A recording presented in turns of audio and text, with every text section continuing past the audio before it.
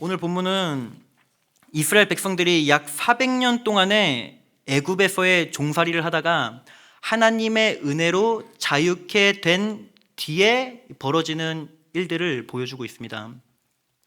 먼저 하나님께서 노예된 이스라엘을 애굽에서 건지시는데 10가지 재앙을 사용하시죠. 그 중에서 애굽의 모든 장자를 치는 마지막 재앙을 통해서 이스라엘은 바로의 손에서 건짐을 받고 애굽에서 탈출하게 되는 일들이 벌어지게 됩니다. 우리가 여기서 기억해야 할 것은 애굽 온 땅에 장자를 치는 10번째 재앙이 지나갈 때 하나님께서 모세를 통하여서 이스라엘 백성들은 그 재앙에서 넘어갈 수 있는 방법을 주신 것이 있습니다. 바로 흠없고 일련된 수컷으로 어린 양을 잡아서 그 피를 좌우 문설주와 인방에 바르라는 명령이었죠. 그러면 그 피가 발린 집은 장자를 치는 그 재앙으로부터 넘어가게 된다는 말씀이었습니다. 우리 출애굽기 12장 13절 말씀을 보도록 하겠습니다. 제가 읽도록 하겠습니다. 내가 애굽 온 땅을 칠 때에 그 피가 너희가 사는 집에 있어서 너희를 위하여 표적이 될지라. 내가 피를 볼 때에 너희를 넘어가리니 재앙이 너희에게 내려 멸하지 아니하리라. 아멘. 하나님의 명령대로 어린 양을 잡고 그 피를 집 좌우 문설주와 인방에 바른 이스라엘 백성들은 장자를 치는 그 재앙으로부터 보호를 받게 되죠. 그리고 애굽 온 땅에 장자가 죽는 재앙을 경험한 바로 왕은 드디어 이스라엘 백성들을 놓아주게 되고 이스라엘 백성들은 구원을 경험하게 됩니다. 성도 여러분, 출애굽기에는 신약의 모형과 그림자가 많이 나옵니다. 여기서 나오는 출애굽의 사건이 무엇을 예표하는 것이냐면은 우리의 구원 사건을 예표하는 그림자입니다. 출애굽기에서 나타난 어린 양의 조건이 무엇이냐면은 흠이 없어야 한다는 것입니다. 그리고 그 어린 양을 잡아서 그 피를 문 인방과 좌우 문설주에 발라야 된다는 것은 어린 양의 희생이 있어야 된다는 것을 의미하는 거예요. 그리고 그 피가 문 인방과 문설주에 발라져 있을 때에만 장자를 치는 그 재앙으로부터 넘어갈 수 있는 것입니다. 이것을 기념하는 사건이 바로 출애굽 사건인 것이, 유월절 사건인 것이죠. 여러분, 출애굽기에 나오는 유월절 어린 양이 궁극적으로 가리키고 있는 그 대상이 누구일까요? 유월절 어린 양은 예표입니다. 누구를 예표하고 있는 것이냐면은 신약의 예수 그리스도를 예표하는 거예요. 그래서 신약의 예수 그리스도를 향하여 뭐라고 말합니까? 하나님의 어린 양이라고 말해요. 자, 우리 요한복음 1장 29절 말씀 볼까요? 자, 제가 읽도록 하겠습니다. 이튿날 요한이 예수께서 자기에게 나아오심을 보고 이르되 보라, 세상 죄를 지고 가는 하나님의 어린 양이로다. 그리고 장자 재앙으로부터 구원을 얻게 해준 어린 양의 피는 신약의 예수 그리스도의 십자가의 보혈을 예표하는 것입니다. 그렇기에 어린 양의 피가 집 문 인방과 문설주에 발라져 있는 모든 집은 다 구원을 받게 된 것처럼 예수 그리스도의 피가 그 마음에 심겨지고 새겨진 자는 하나님의 그 재앙과 진노와 심판으로부터 건짐받고 구원받게 되는 것이죠. 그렇게 애굽에서 바로의 노예로 살아가다가 어린 양의 피로 구원받아 자유케 된 이 출애굽 사건은 죄의 노예로 그리고 마귀의 노예로 살아가다가 예수 그리스도의 그 십자가의 피로 자유케 된 우리 신약시대의 이 구원의 사건을 드러내주고 있는 거예요. 그러면 오늘 본문 17절 말씀을 다시 보겠습니다. 17절에 보시면은 바로가 백성을 보낸 후라고 나와 있습니다. 이것은 이스라엘이 어린 양의 피로 구원받은 이후를 말하는 거예요. 성도 여러분, 그런데 하나님께서 구원받은 이스라엘을 어디로 보내시냐면은 바로 가나안 땅으로 가는 길로 보내지 않고 광야로 보내십니다. 자, 우리 PPT에 한번 사진을 한번 보여주시면 감사하겠습니다. 자, 사진을 보시면요, 이스라엘 백성들이 출애굽한 경로를 보면은 다음과 같습니다. 물론 이 출애굽한 경로가 학자들마다 세부적으로 조금씩 다르기는 하지만 그것을 보려고 하는 것은 아니고요. 저 위에 파란색 부분으로 된 점선 보이시죠? 저 길이 어떤 길이냐면은 블레셋 땅으로 가는 길입니다. 이스라엘이 저 길로 가게 되면은 가나안 땅에 도착하기까지 약 7일에서 10일 정도밖에 되지 않는 거리입니다.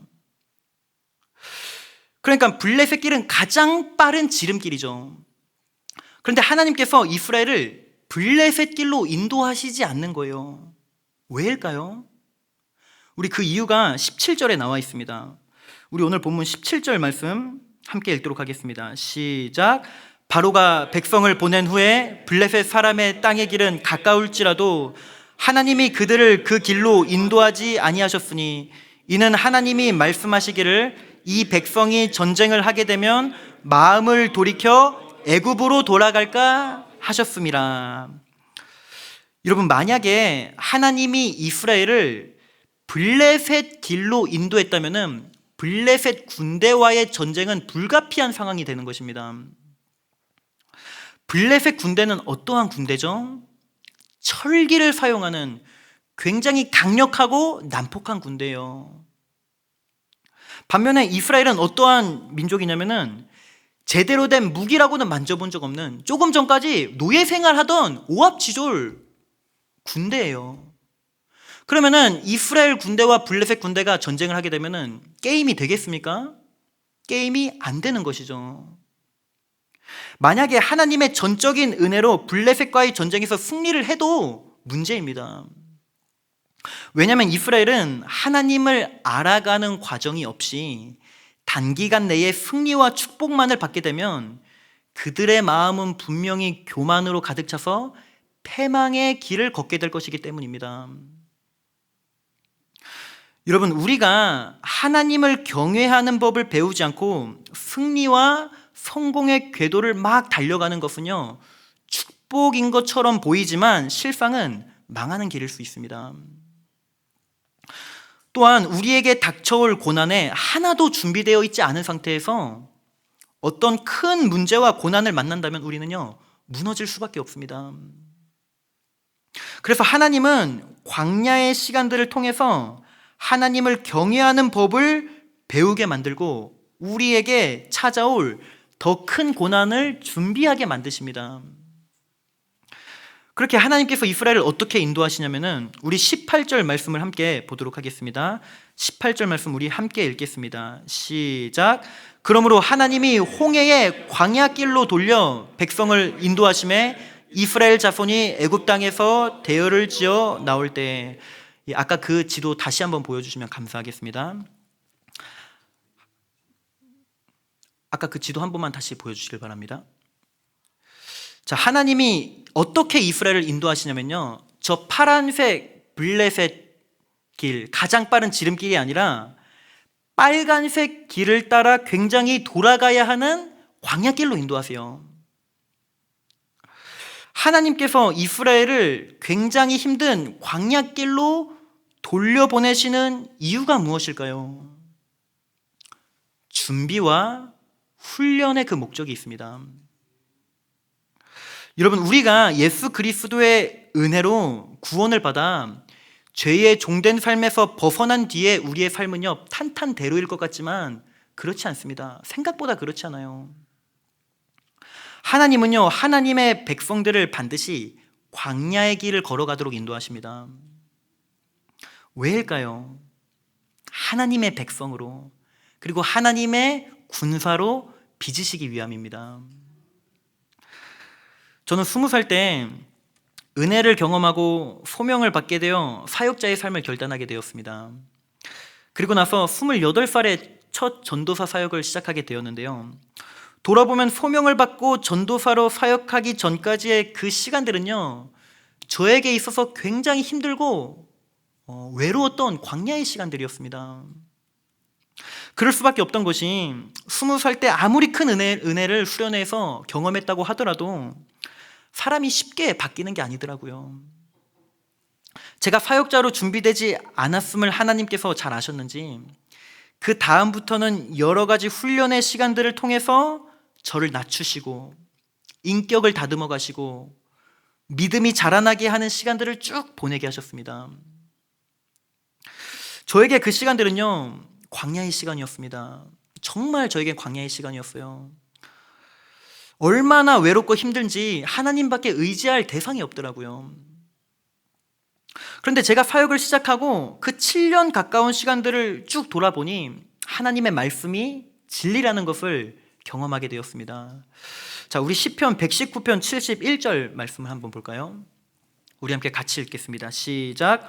고난당한 것이 내게 유익이라 이로 말미암아 내가 주의 율례들을 배우게 되었나이다. 아멘. 제가 사역을 시작해 보니 그동안 있었던 광야의 시간들이 제가 사역자로 세워지기 위해서 반드시 필요했던 값지고 소중한 시간들이었던 거예요. 성도 여러분, 광야의 시간들을 통하여서 우리는요, 우리의 자아가 죽는 것을 경험하게 되고 하나님을 의지하게 되는 방법을 배우게 됩니다. 광야의 시간들을 통하여서 우리는 겸손해지고 하나님의 백성으로 빚어지게 되는 거예요. 우리의 성향은 어떠한 길을 추구하냐면요, 블레셋 길을 추구합니다. 목적지를 향하여 막힘이 없이 굉장히 빠른 길, 돌아가지 않는 길, 편안한 길을 원해요. 돌아가는 광야의 길을, 낮아지는 광야의 길을 우리는요, 꺼려하고 싫어하죠. 광야의 길은 돌아가는 길일 뿐만 아니라 굉장히 척박한 길이기도 합니다. 그래서 너무 힘이 들고 고통스럽고 외로운 거예요. 그러나 우리가 기억해야 할 것은 광야의 시간들을 통해서 하나님의 백성들은 하나님의 사람으로 세워지게 된다는 것입니다. 이스라엘 백성들은 하나님의 전적인 은혜로 바로의 종된 삶에서 구원받아 표면적으로는 하나님의 백성이 된 것처럼 보였지만 그들의 내면은 어떠했을까요? 아직 하나님의 백성다운 모습으로 준비되지 않았습니다. 출애굽기에서 이스라엘 백성들이 모세에게 대하는 태도와 행동을 한번 보십시오. 그들에게 얼마나 혈기가 가득합니까? 조금만 상황이 안 좋아지면은 모세를요 죽이려고 합니다. 얼마나 자기중심적이고 이기적인지 몰라요. 그리고 틈만 나면 애굽의 노예였던 그 시절을 그리워하며 오히려 그때가 좋았다고 말하는 애굽의 그 노예 근성을 버리지 못합니다. 그래서 하나님은 광야라는 힘든 시간들을 통하여서 이스라엘 백성들을 낮추시고 그들 속에 있었던 그 혈기와 애굽의 노예 근성을 빼는 작업을 했던 것입니다. 메추엘이라는 역사적으로 위대한 주석가는 오늘 본문을 보며 다음과 같이 주석서에 기록하고 있습니다. 제가 한번 읽어드리도록 하겠습니다. 우리가 기억해야 할 사실이 무엇이냐면 비록 돌아가는 길이라 할지라도 하나님이 인도하시는 길은 바른 길이라는 사실입니다. 하나님께서 자신의 백성들을 가장 가까운 길로 인도하시지 않는다고 생각할지라도 우리는 그분께서 자신의 백성들을 가장 좋은 길로 인도하신다는 것을 확신할 수 있어야 합니다. 또한 이 광야의 유익이 무엇이냐면은 하나님은 광야의 시간들을 통하여서 우리들이 조금 더 커다란 시험들을 감당할 수 있도록 준비시켜 주십니다. 하나님께서 아까 이스라엘을 블레셋의 길로 인도하지 않았던 이유가 뭐라고 했습니까? 그들은 블레셋과 전쟁을 치르기에 적절하게 준비되어 있지 않았기 때문입니다. 블레셋인들은 너무나 강하고 사나워서 방금까지 노예 생활하던 이스라엘 백성들이 상대할 수 없는 무시무시한 적들이었습니다. 그렇기 때문에 이스라엘 백성들은 먼저 아말렉인들과의 싸움을 시작해야 했고 광야의 어려움을 경험하면서 가나안 전쟁을 치를 수 있는 하나님의 군사로 준비되는 과정이 필요했던 것입니다. 성도 여러분, 하나님께서 우리의 믿음을 성장시키시고 단련하실 때는요, 먼저 우리에게 작은 시험들을 허락하십니다. 이 작은 시험들은 결국 우리에게 앞으로 찾아올 수 있는 더 큰 시험을 준비하시기 위한 하나님의 과정인 거예요. 이스라엘은요, 출애굽 1세대와 40년의 광야 생활을 통과한 출애굽 2세대로 나뉘어지는데요. 출애굽 1세대는 갈렙과 여호수아 빼고는 광야에서 다 죽게 되고, 출애굽 2세대가 가나안 정복 전쟁을 치르게 됩니다. 출애굽 1세대의 숫자는 민수기 1장에 기록되어 있고요. 출애굽 2세대의 숫자는 민수기 26장에 기록되어 있는데 1세대는 60만 3,550명이고요. 2세대는 60만 1,730명입니다. 그러니까 신기한 것은 출애굽 1세대와 2세대의 숫자 차이가 거의 없어요. 비슷합니다. 그러면 출애굽 1세대와 2세대의 차이점이 무엇일까요? 출애굽 2세대는요, 광야를 통과한 준비된 세대라는 것입니다. 출애굽 2세대는 더 이상 애굽을 그리워하며 노예 근성으로 얼룩진 오합지졸의 군사가 아니라 광야의 여러 가지 힘든 시간들을 거치면서 이제는 체계적으로 준비된 하나님의 군대로 변화된 것입니다. 출애굽 1세대 중에 유일하게 살아남은 갈렙과 여호수아를 한번 보시길 바랍니다. 이들이 광야의 여러 가지 시험들을 통과한 후에 가나안 전쟁이라는 큰 시험을 어떻게 멋지게 감당하며 이스라엘을 이끌어가는지요. 그러므로 하나님께서 이스라엘 백성들을 블레셋 길로 보내지 않으시고 이 광야 길로 돌려보내신 것은요, 이스라엘을 향한 하나님의 크신 계획 안에서 일어난 일임을 우리는 알 수 있는 거예요. 제가요, 이래봬도 예전에 팔굽혀펴기를요 굉장히 잘했습니다. 학창 시절에 팔굽혀펴기 수행평가 하면은 무조건 만점, 그리고 군대에서 체력 측정할 때 팔굽혀펴기 하면은 무조건 만점이었어요. 영혼이 있으셨던 와죠. 지금은 어떨까요? 사역을 시작한 뒤로는 한 30개 넘어가면은 이제 약간 생명의 위협을 느낍니다. 지금 이렇게 많이 이렇게 근육이 줄어들었는데요. 저희가 팔굽혀펴기를 한 번에 100개를 하기 위해서는요, 꾸준하게 30번 도전했다가 통과하면은 또 50번 도전했다가 통과하면은 더 많이 도전하고, 이러한 과정들을 거치면서 근육이 발달되어 100개를 할 수 있는 것처럼 우리의 믿음도요, 이와 똑같습니다. 쓰면 쓸수록 우리의 믿음이 성장하고 발달되어 나중에는 더 큰 시험과 어려움이 오더라도 감당할 수 있는 크기가 되어지는 거예요. 그렇게 하나님은 우리의 믿음을 성장시키기 위해서 우리에게 고난과 어려움의 시간들을 허락하십니다. 제가 평소에 자주 묵상하고 붙잡고 살아가는 말씀이 있습니다. 바로 로마서 8장 28절 말씀입니다. 우리가 알거니와 하나님을 사랑하는 자, 곧 그의 뜻대로 부르심을 입은 자들에게는 모든 것이 합력하여 선을 이루느니라. 하나님께서 우리에게 광야의 시간들을 허락하신다면 반드시 그 속에 하나님의 더 크신 뜻과 계획이 있음을 우리는요, 신뢰해야 합니다. 우리는 때로는 정답을 알고 싶어 합니다. 하나님을 신뢰하라는 말이 너무 진부하게 느껴져서 조금 더 신선한 대답을 듣고 싶어 하는 경향이 있습니다. 그러나 전도서에서는 말하고 있는 거예요. 하나님이 하시는 일의 시종을 사람으로 측량할 수 없게 하셨대요. 즉, 우리의 머리로 하나님이 하시는 일을 온전히 이해하는 것은 불가능하다는 것입니다. 하나님은 우리의 이성과 경험 속에 결코 가두어 둘 수 있는 분이 아닙니다. 몇 년 전에 발생한 코로나 상황만 봐도 하나님께서 왜 이 코로나를 허락하셨는지 정확하게 설명할 수 있는 사람이 있을까요? 각자 추측은 할 수 있겠지만 그것이 정확한 하나님의 뜻이라고 어떻게 단정지어서 말할 수 있겠습니까? 그렇게 우리의 반응은 어떠한 상황 속에서도 그저 하나님을 신뢰하는 것밖에 없는 것입니다. 나에게 찾아온 고난의 문제를 내가 온전히 이해할 수는 없지만 우리가 확실하게 알 수 있는 것이 무엇입니까? 하나님은 선하신 분이라는 사실이에요. 하나님은 자신의 하나뿐인 아들인 예수 그리스도를 보내시기까지 나를 사랑하신다는 사실이에요. 나에게 찾아오는 고난의 문제를 내가 온전히 이해할 수 없지만 우리는요, 그 하나님의 성품과 나를 사랑하고 계시는 그 하나님의 사랑만큼은 확신할 수 있습니다. 그렇게 우리는 이렇게 기도할 수 있는 거예요. 하나님, 나에게 찾아오는 이 광야와 같은 상황을 내가 온전히 이해할 수는 없지만 나는 하나님을 신뢰합니다.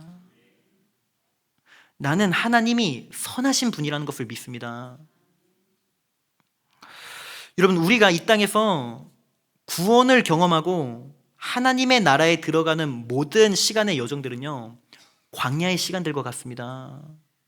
우리는 그것을 출애굽기를 통해서 볼 수 있는 거예요.